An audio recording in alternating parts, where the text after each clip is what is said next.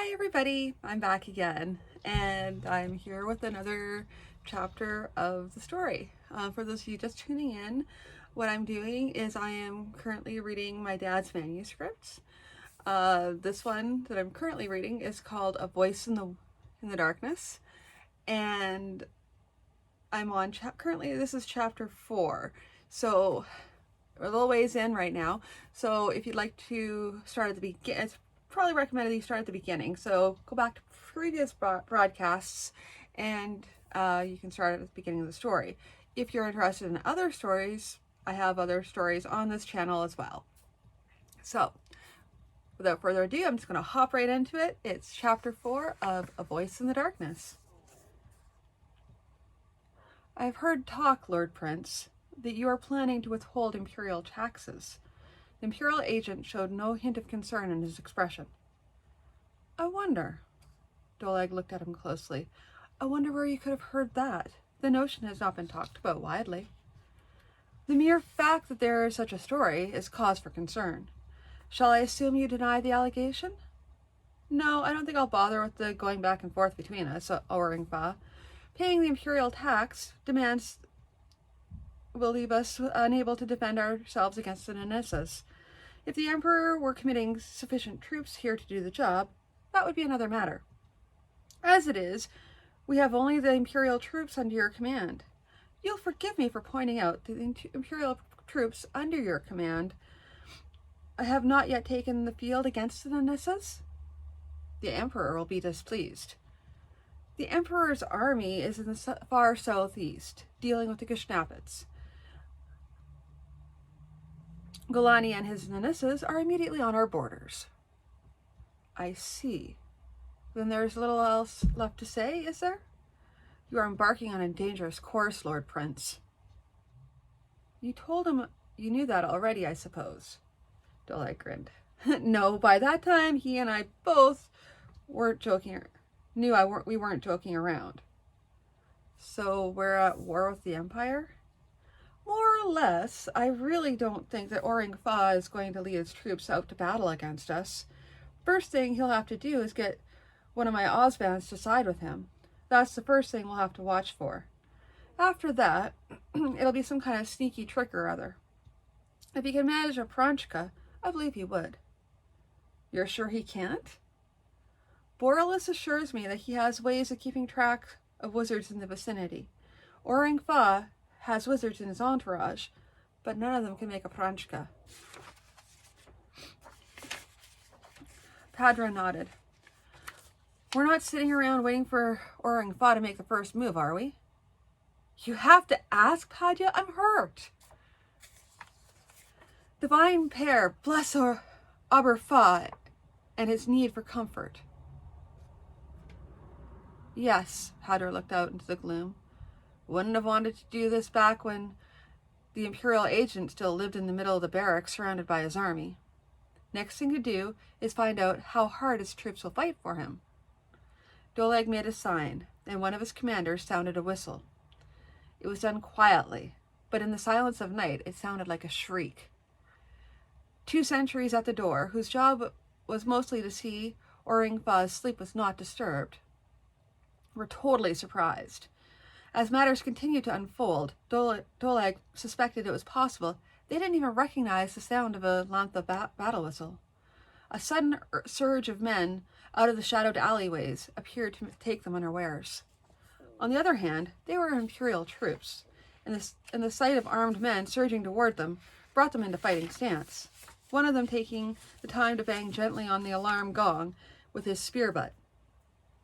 2 men, however, well-trained and courageous, could only hold an exposed position such as that for a short time. Nothing wrong with their courage, Padra said. Poor buggers. Axes were hewing at the front door of the Imperial agent's villa. This was one of the vital parts. There was no way of taking the men inside by surprise. What mattered was to have the door down and get inside before the soldiers could get properly organized. He stepped forward. Padra grabbed his arm. Just hold on there. Trust your men. Doleg looked down at the hand on his arm. It didn't move. You're the prince now. You don't go wading into every little scrap, especially something like this is likely to be. No, Dolia, don't you go give me those high commander looks. You hold still, or I'll take you down and sit on you. You think you could? I think it wouldn't do as much good at all for me to have to try. Not in front of everyone like this. Doleg forced himself to relax. He looked back at the house. The door had gone down, and there was a moment's fighting before his men got inside. A doorway was a rough business. Held right, it could slow them down for a long while. The plan had called for a shower of arrows, if necessary, to take out enough defenders to give time for at least a couple of Lantha to get inside. There were several dead Lantha outside the door, yes. Those were Imperial troops, even caught by surprise. Worse, the detachment that guarded Oring-Fa was 50 men, and no matter what Doleg wished, they wouldn't go down easy, or surrender. He'd had the villa surrounded before the initial attack. No one could get out, not from door nor window, so it was reasonably certain that Oring-Fa couldn't get reinforcements from the Imperial barracks over at the Watergate. He waited with mounting impatience as the sounds of battle rose from inside the house. It was a big square thing, 2 stories, built round an inner courtyard and garden. That meant narrow hallways and doors and corners his men would have to fight their way through. He could bring in 5 men to every one of the Imperials, but that enclosed space limited the number who could be deployed at any one time. He had at one time considered the notion of burning them out, but that entailed the risk of a fire running out of control through Plutarch. Not to mention that taking the Imperial agent alive, if possible, was very important. Up to a point, the Imperial agent could serve as a hostage. That point was the point at which the Imperial Guard's failure to do was too great an embarrassment to the Empire. If the Kashnapids would just keep the Imperial army occupied for a couple of years. A man was hurrying across the street. Doleg's guard met him and escorted him in. It was a young soldier, still excited from battle. Lord Prince, Commander Grimali says it's going well so far. Thank you, soldier. The fight was still going on, though, and the sounds of battle did not seem to have diminished at all. How long had it been going on now, and how long had since the first axes on the doorway across the street? It seemed almost suddenly that the sounds of battle began to fade, then stopped. After a long while, a small party came out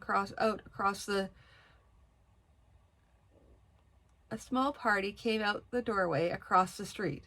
It was a party of Lantha soldiers, escorting Oring-Fa.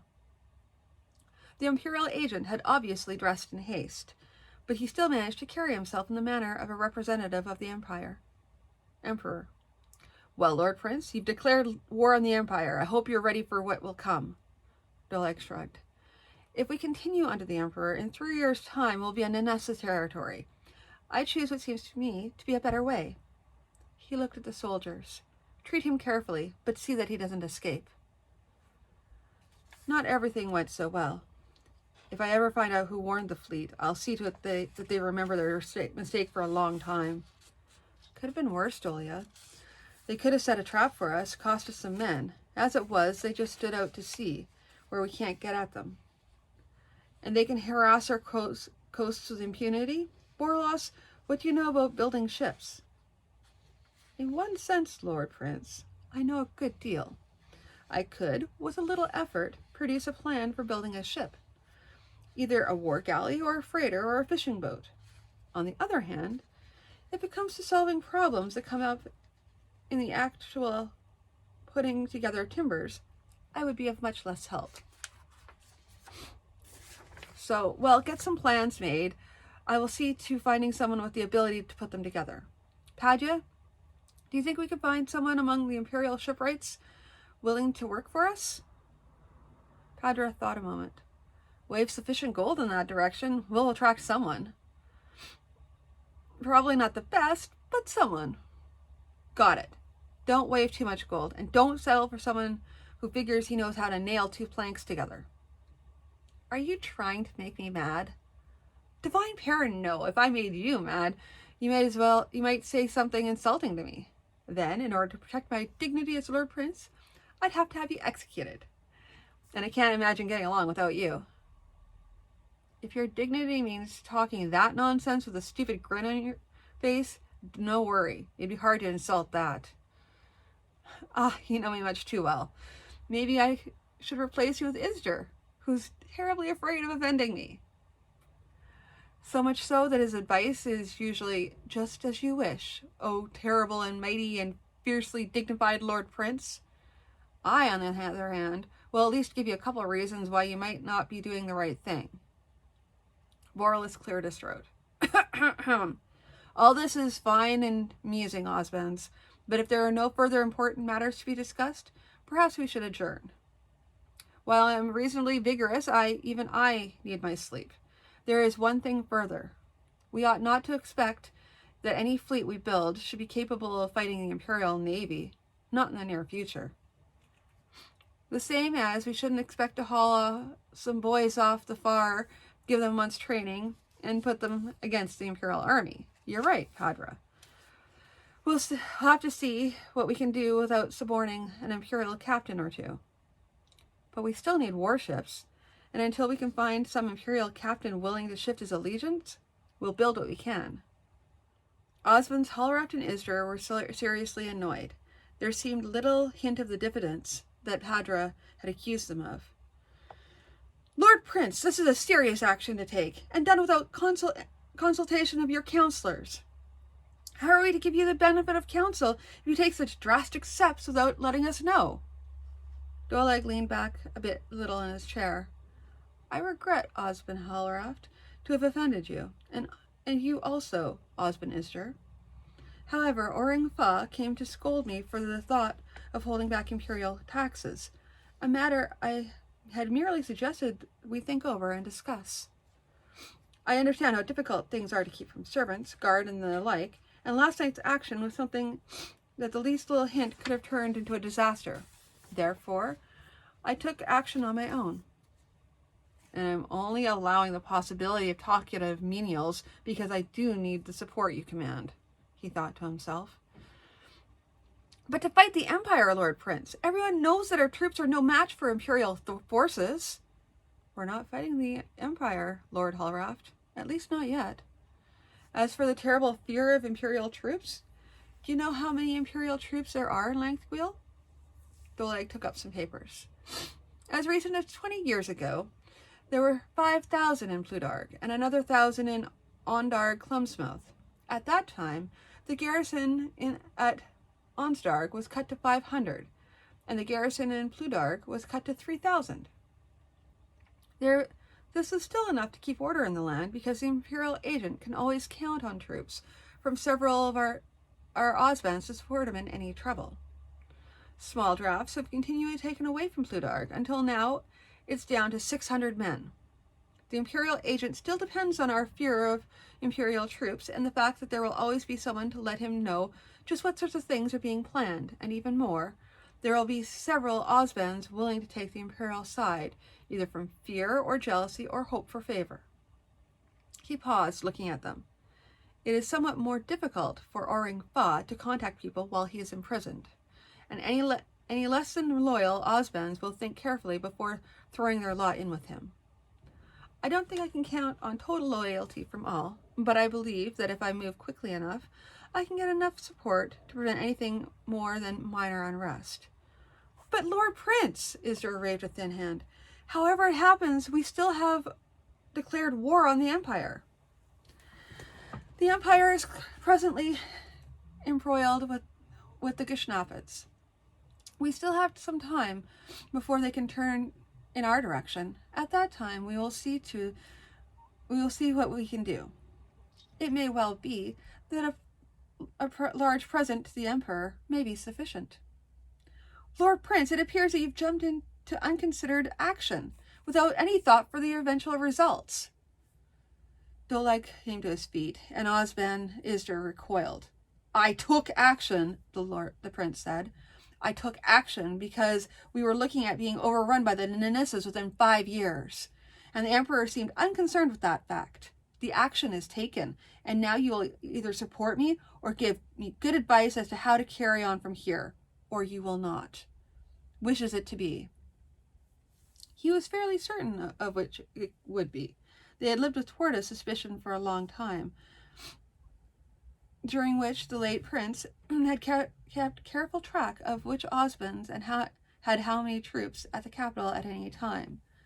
They didn't have enough men nearby to mount a revolt against him, and by the time they did, he would know about it. Not that he imagined for an instant that he was completely safe, but for the moment, he remained secure. He's declared war on the Empire? Well, Osmany, not exactly. He's imprisoned the Imperial agent, and his men are blockading the Imperial army in their barracks. But, as I understand it, he does not intend war against the Empire, only to ease taxes on our own people. Nonsense, Gurmia. Even I understand that the Emperor is going to view that withholding his taxes as a sign of revolt. He'll have Imperial troops up here in an eye blink. Well, Osmany, the way I heard it explained, the Emperor has to finish his war with the Ghaznavids first, then move his army almost all the way across the Empire. If they end war with the Ghaznavids this summer, they might just be able to be here next summer. That might make sense. Is this all common knowledge, then? It's what the palace officials are saying, Osmany. And they're saying what the prince has said? Perhaps even what the prince has told them to say. Perhaps he has some good notion in mind as to how to prevent a war? But if he does, I fail to understand what it might be. Hertia surveyed the girl. She was none too clean. Her dress was old and patched. Cleanliness was not something everyone could afford, though, and patched garments were better than none. In fact, the patches seemed to suggest some care for appearances. Well, Estvalia, Gurmia has told me something of your story. Suppose you tell it as you see it? The girl kept her head up. Osmany, I was a fool. Osmond Shintark's oldest son told me a fine story of the life he'd make for us. He took me away from my father's farm, and I went willingly. We came to Plutarg. Plutarg, Norcha told me. Plutarg is the place where we can find our fortune. No silver and gold lying in the streets waiting to be picked up, but a man can find a patron. The first thing that happened was that he took sick and died, leaving me expecting a child. My Da and I had had words before we left, before I snuck off in the middle of the night. He'll not welcome me back, even as a servant, doubly not with a baby. Not supposing I could make my way back there. Nortra's folk? I wouldn't think of it. Their younger son disgraced himself by eloping with a freeholder's daughter. They won't want to think much about me, much less hear from me. So how have you lived? As best I can, Osmany. My baby is fed and healthy, as that much I can manage. Gurmia suggests I might take you on as a maidservant. Have you learned anything to equip you for such an occupation such as that? Osmany, I've learned that I was a fool. I've learned a lot of lessons since then. None of them the sort you mean. I've also learned to learn fast, if you understand, Osmany. I can promise you that no one will have to explain to me a task twice. Hertia looked at her, then nodded slightly. Where is the baby? There's an old lady takes care of him for me when I have to be out. To give her due, she takes good care of him whether I can afford to pay her much or little. Well, I see no need to pester you further. You have a position with me. Gurmia will tell you your duties, and see that you're given clothing appropriate to your new station, to your new situation. I try to be fair, but neither will I be taken advantage of. You understand me? I understand very well, Osmany. I will do my best to see that you have no complaint of me. After that, she ushered Estvalia out. Gurmia came back in. Thank you, Osmany. You're welcome, Gurmia, but remember, my budget is limited. and I can't help everyone in need. No, Osvini, but young Istya, she's learned a hard lesson, and there's a baby to think of. She's from our part of the country, too. I see you don't blame Norcha either. Blame Osvini? Norcha was a young fool, and Istya another. Norcha already paid the price, but I think Istya's price was the higher. It speaks well for her that her first thought was the child, not herself. I wonder what the baby's name is. Norcha, I suppose? No, Osvini, not Norcha. She thought of it, decided it would be presumptuous, and could cause him trouble later in life if he met the wrong people. She calls him Stivor. Stivor? Stivor? Ah, yes, the epic King Robart's bastard son. I wonder if she has some hope of his ruling a kingdom when he becomes a man. Perhaps she hasn't outgrown all her foolishness, Kermia. Osvini, selling yourself on the street for a living leaves little room for childish fantasies. For my part, I'll count it a mercy if the girl learns to smile again. Emperor Tevatru gave the messenger a grim look. Is this important? It had better be, to have this fellow come waking him up at this time of the night. Yes, august ruler. Well, we've just had a communication from the Imperial barracks in Plutarch. It seems that the Imperial agent has been imprisoned by the new Prince of Languil, and the troops of the Principality are blockading the Imperial army in its barracks. The squadron of the Imperial fleet, based in Plutarch, received advance warning and managed to put out to sea. The Imperial Emperor stared. This was not good news, and it came on him in a bad situation. He'd been led to understand that the war against the Gishnapas was nearly won, but upon his arrival he found that the Gishnapas were avoiding a battle by wearing his force down with 1,000 little nuisance raids. The Gishnapid king was ensuring that no bit of food remained in the land through which the emperor had to march, making logistics a horror for the imperial army. Supply trains coming out of from the imperial territory had to be heavily guarded against Gishnapid raiders, and foraging parties going out from the main party had to be heavily protected as well. Now this. No, he could not, dare not, run back up to the northwest just yet. That would both hearten the Gishnapids and dishearten his own men. But when he had settled matters with the Gishnapids, though, he would go north and settle the Principality of Languil. Bad news from the northwest, Lord Prince. Osmond Hallraft held a piece of paper in his hand. Third God's toe! We'd had just a bare week and a half to get matters settled down from taking the Imperial agent into custody. Well, who is it? Osmond Ladavant is raising forces on behalf of the acknowledged heir, Tapral. They say he's using your rebellion against the Empire as a rallying point. A week and a half later?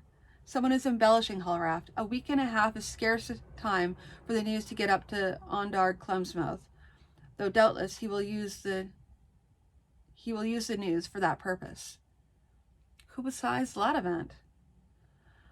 Osmond, Kalvar, and Gusti for certain, Lord Prince. Perhaps also Akti and Boltrin. There are some other names which I included, which I doubt. No mention of Chillard? Chillard, Lord Prince? Osmond Chillard is a guest in my palace, yes, I know, and his daughter is to be my wife. Sorry, Osmond Hallraft, a misguided attempt at humor, given the kinds of rumors that go around. So, Pradra, how soon can we march northwest? Well, Lord Prince, we've been preparing a campaign all winter, with a rough expectation that we'd be required to show the army of Principality in the northwest. All this does is give us a point to march toward. We can be on our way in a week, but not much less. Tomorrow would be preferable, but I'll accept a week. Any day you can take off that week and still have a usable army, I'll appreciate. I'll go snap some whips in a few directions, Lord Prince, and see what can be done. Osmond Hallraft still stood there.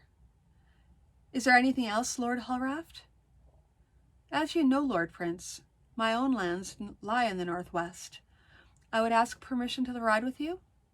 You're certain? This is likely to be a rough campaign, and even I will be living in a tent. Are you up to a summer or more under canvas? Lord Prince, I did it under your father, in some of the wilder years. If you ask, will I enjoy it? The answer would be no. But it seems to me that my presence could be of use to you. I won't turn you down, Osmond Holleraft, but there is really nothing you have to prove to me. Dear old Osmond bowed. Perhaps not to you, Lord Prince. Perhaps not to you, Lord Prince. Perhaps it's only to myself that I have something to prove. The news was all over the palace by the middle of the afternoon. Well, Hertia, the army's marching. Some say as soon as tomorrow. But when one thinks of all the ordering and settling things that will have to go on, I'd say more like 2 weeks. It seems that Osmond Ladevance is rebelling on behalf of his son Tarpral. Since Tarpral had been acknowledged heir of the late prince, they say he has the whole northwest with him, many on account of the prince attacking the empire. Divine pair, have mercy! Well, the god and goddess know I don't have a lot of use for Prince Dolag, but this seems awfully self-serving. Exactly what are the legalities of the matter? Tarpral was made heir on the strength of his betrothal to the baby Single. With Sinjil dead, does that acknowledgement still stand? Osmony, all of those things are beyond me. I've heard, though, that they've had scholars arguing both sides of the matter of the last age. With Prince Dolag on the scene, though, and taking that matter into his own hands the way he did, well, it seems he has a lot of right on his side. Maybe not all the right, but enough that many will follow him. Yes, but the alternative is a long regency by Lord Ladevant, whom many distrust. Grimmy smiled. Oh, well, that's why there's no lack of excitement on this level of society. Hertia frowned. It occurred to her that, if Osmond Ladevant prevailed, her own survival was less than certain. As the widow, without having been married, of the overthrown prince, her existence would be an embarrassment to the new regime. As a supporter of Prince Dolag, her father, if he didn't lose his life, would strive to be as little bother to the new regime as possible. Having been betrothed to the prince, her own status was dubious. The most she could would be a game piece in someone else's maneuver toward the throne. Prince Dolag was beginning to look a little bit better than the rest of a bad lot. If there had been no issues involved with the betrothal, Dolag would have ensured that he was seen frequently with Osmony Hertamini. As it was, it seemed best to him not to press the matter just yet. There was another story going round, for instance, about his involvement in his brother's death. The previous stories, which had not died away completely, at least had the benefit of a logical notion, his presumed desire for the princely seat. The newer ones were romantic foolishness about his coveting his brother's fiancée. It was best, as far as he could tell, just to ignore these stories. One certainly couldn't go round punishing everyone who repeated them.